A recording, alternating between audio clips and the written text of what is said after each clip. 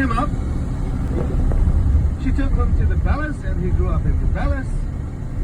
And he lived there as a prince for 40 years. 40 years as a prince.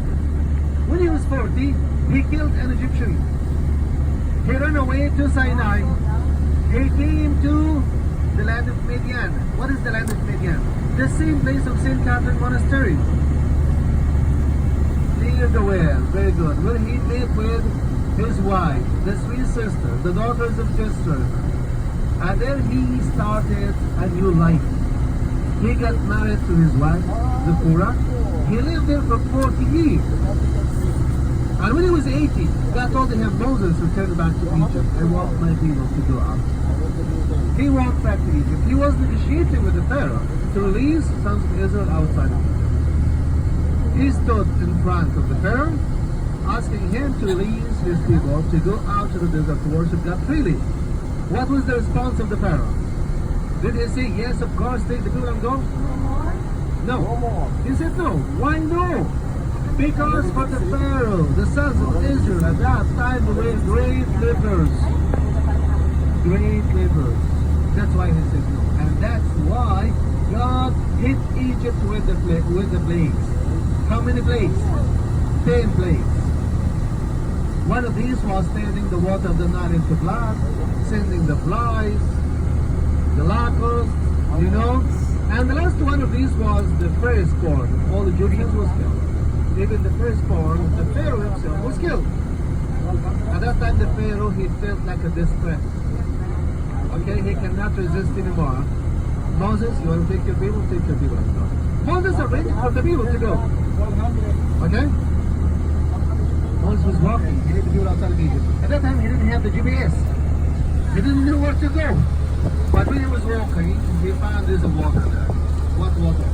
Let's see water. Moses didn't know. He just camped there. That was the problem, right? Actually, when he was camping, this problem on the next day became two problems. Why? There's a problem with the water. They didn't know what to do. But the other problem it was the Pharaoh. He just woke up.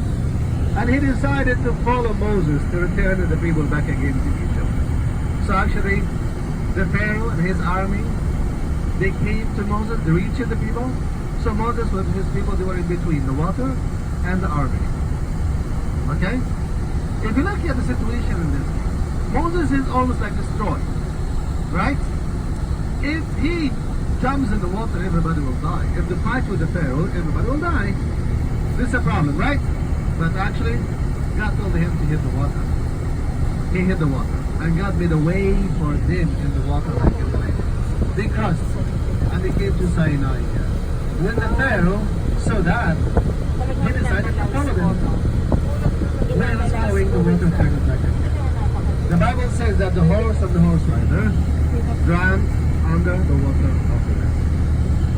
Okay, Moses came to Sinai. You remember when Joseph arranged for his family to come to move and live with him in Egypt here? Do you know how many people was the whole family of Jacob at that time? 70 people. 70 people. How many years they lived in Egypt? How many years?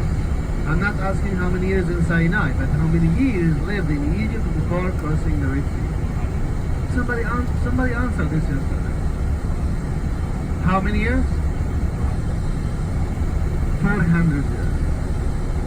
400 years. Since Jacob moved with his family to live in Egypt till crossing the Red Sea. 400 years.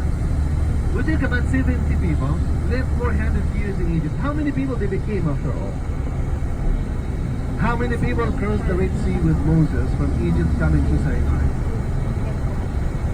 Do you know what the Bible says? The Bible says that those who crossed the Red Sea with Moses coming from Egypt to Sinai here, there were 600,000 men.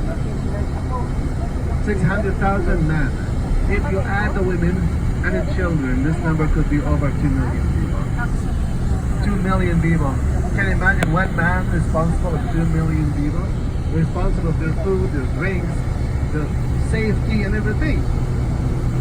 You know, Marinel, and then me.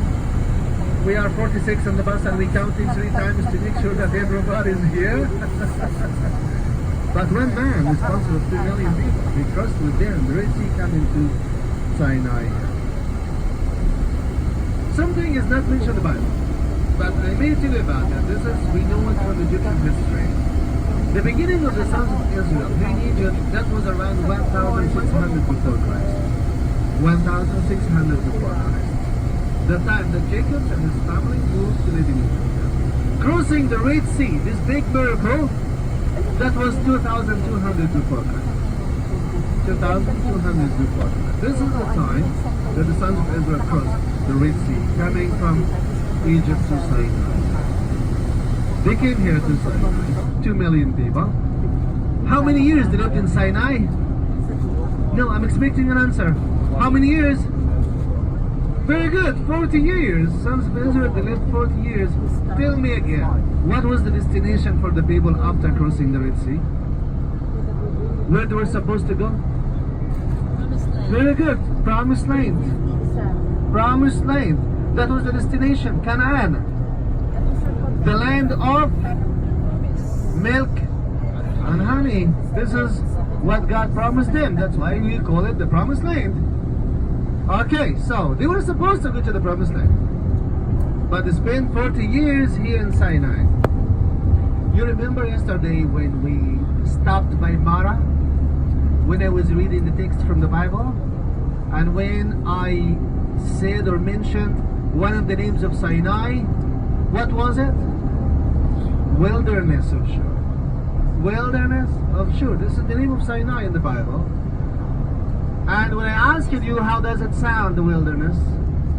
Not nice, right? I'm going to ask you a question here. They spent 40 years in Sinai.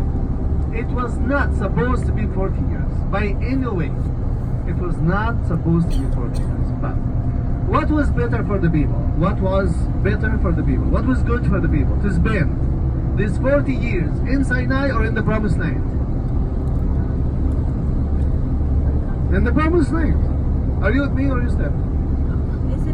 I mean, we took about 40 years. What was better for them? To spend these years in Sinai, in the wilderness, or in the Promised Land? Promised Land. Okay, in the Promised Land.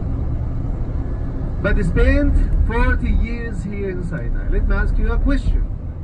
And I think we're going to split about the answer for this question. These 40 years, which were not fun at all, they spent it in Sinai here. Was it or was not God's will for the people to spend all these years in Sinai? Was it or was not God's will for the people to spend these 40 years in Sinai? Okay, who says yes, that was God's will? I want to see the hands. That was God's will. Okay, who says no, that was not God's will? Yeah, I told you we get. No, I want to see the hands again. I told you we're gonna split about the answer. Some say yes, that was God's will. Some others they say no, that was not God's will. Let me tell you some facts, and then we may decide again. How many people? Okay, do you know this 40 years it's been here? I told you this was not supposed to be 40 years. Do you know how long time the journey was supposed to take from crossing the Red Sea to the Promised Land? It was not supposed to be 40 years. How long time? 3 days?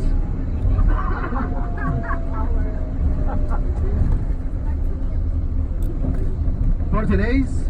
Yes. 40 months? 3 months? The journey from crossing the Red Sea to the Promised Land, they are very close. It was supposed to be in 12 days. 12 days only. After the people crossed the Red Sea, they were supposed to be in the Promised Land after 12 days. After 12 days, these 2 million people, they were supposed to be in the Promised Land. But they spent 40 years in the wilderness here. The wilderness, this is wilderness. That was God's will? Okay. How many people crossed the Red Sea with Moses? 2 million. How many of them reached the Promised Land?